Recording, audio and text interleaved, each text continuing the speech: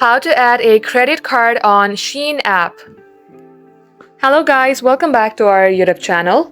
Without any further delay, let us get started.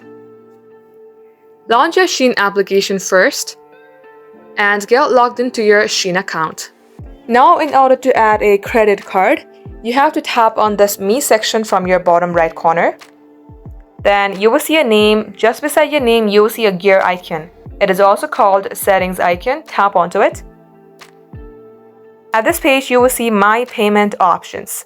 Open it. And here you will see My Cards. Now here you can tap on this plus icon in order to add a credit card. At this page, you have to enter your credit card number, your credit card's expiration date, your CVV. Make sure that you recheck all these details and also make sure that it is all correct. Once you do so, tap on Confirm. And that way, your credit card will be successfully added to your SHEIN account. That's all for today. Thank you for watching the video till the very end. We hope to be back soon with more videos like this. Till then, stay updated.